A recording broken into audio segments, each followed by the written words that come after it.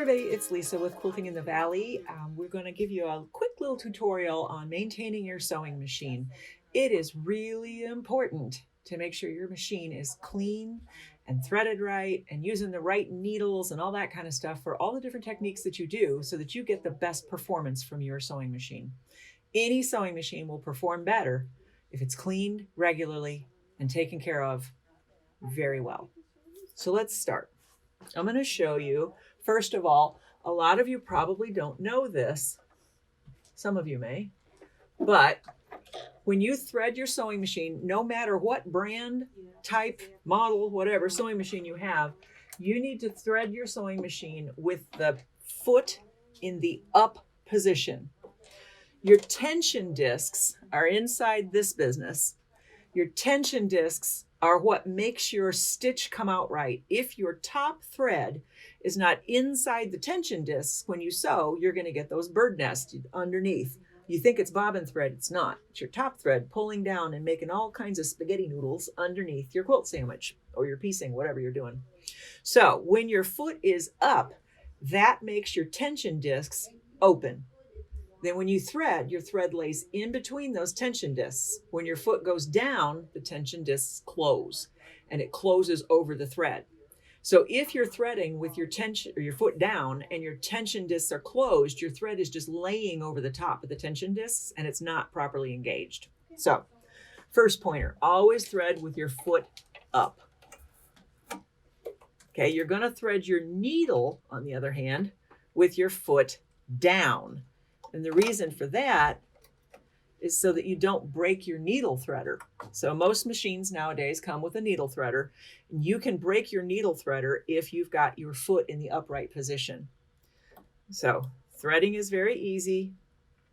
Just make sure your foot is up when you come through the tension discs and down when you thread the needle. Okay. Now let's talk about needles for just a sec. So needles can make all the difference in the world to your tension. It isn't necessarily your sewing machine.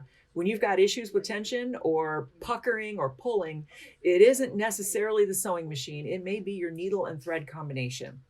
You want to make sure that you've got the proper needle for the application. So if you're doing patchwork piecing, you're going to use a microtex needle, particularly if you're using batik fabrics. Batik fabrics are very, very tightly woven fabrics. A microtex needle will get you a much finer seam, and it will not make as many holes, like the large holes, polka dot holes, that some of the other needles make.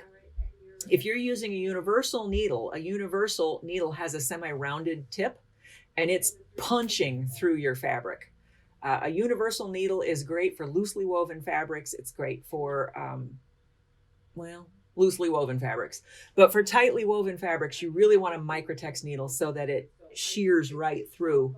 It'll pick its way in between the fibers and it tears less when you're piecing. If you're quilting, that means you're going in multiple directions. So if you're doing your top stitching or you're quilting, not piecing, quilting, you're going to want a quilting needle.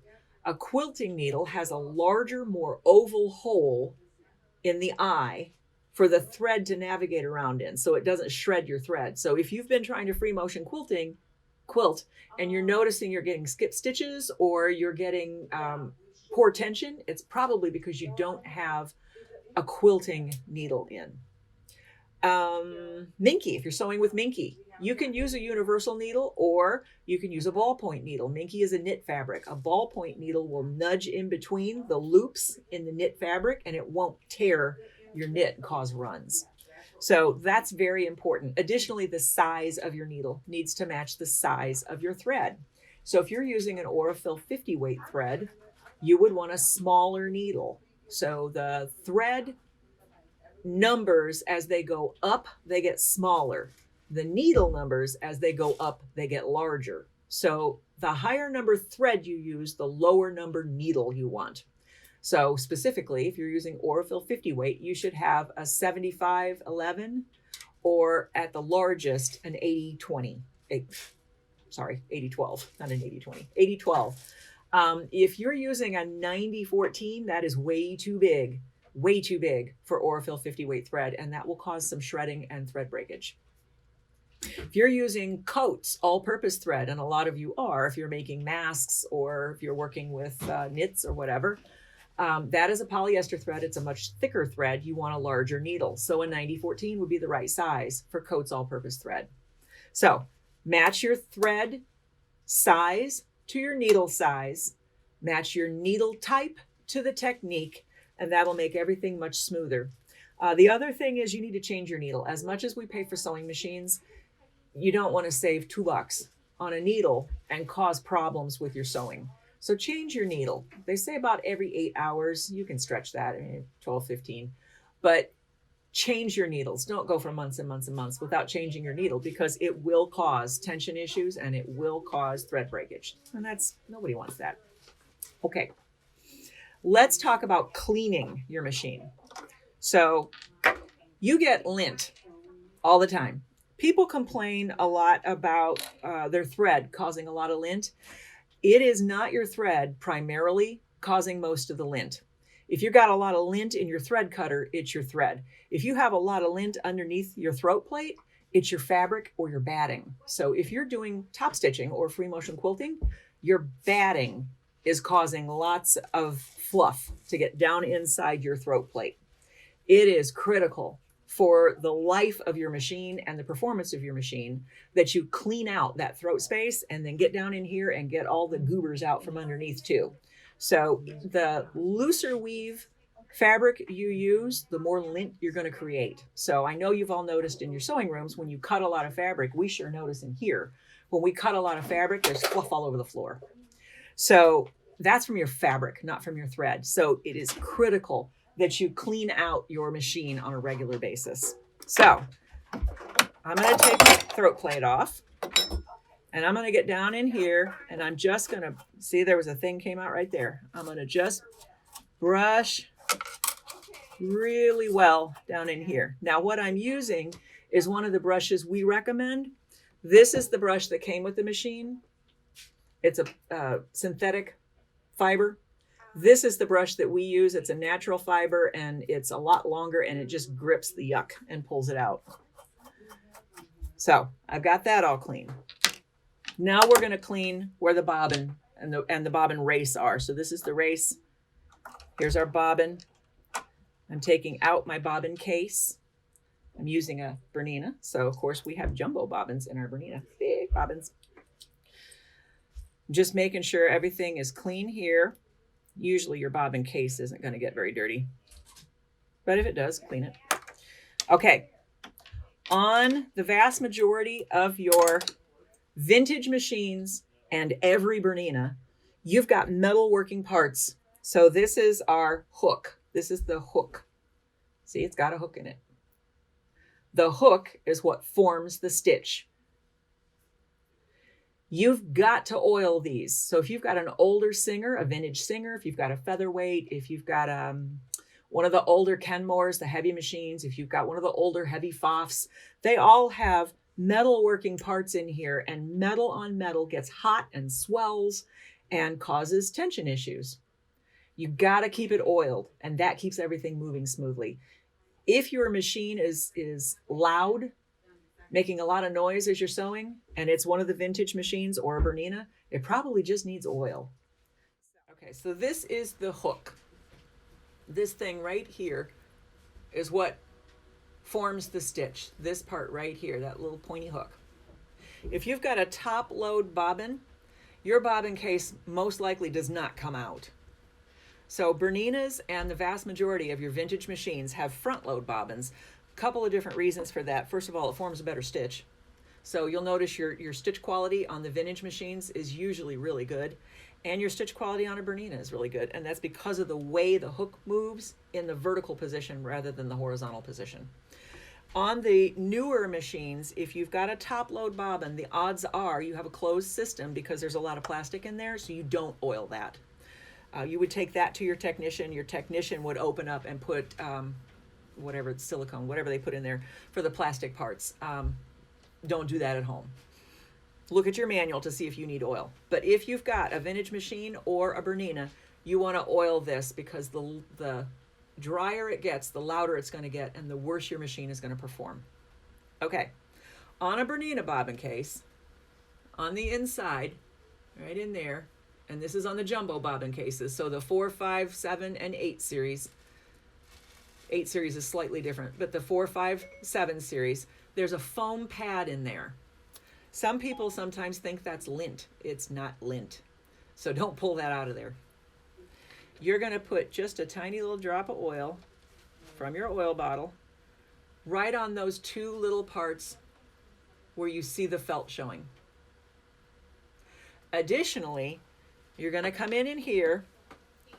This metal ring where the hook sits also needs a smidgen of oil right on that ring.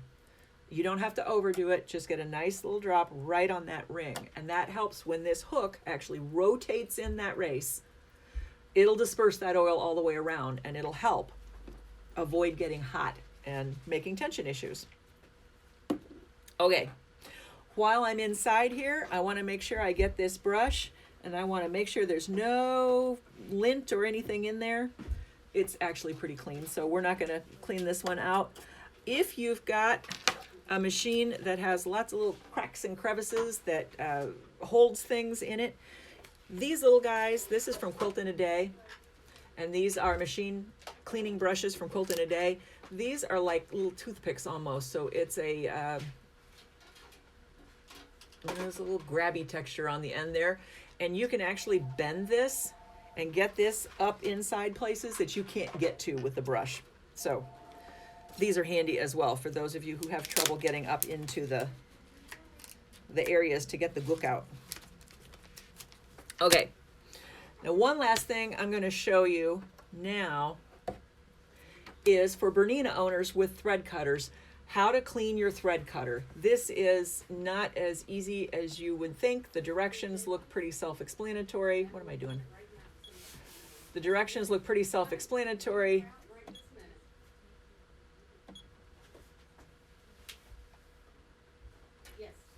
And I got to get to the directions. That would be helpful.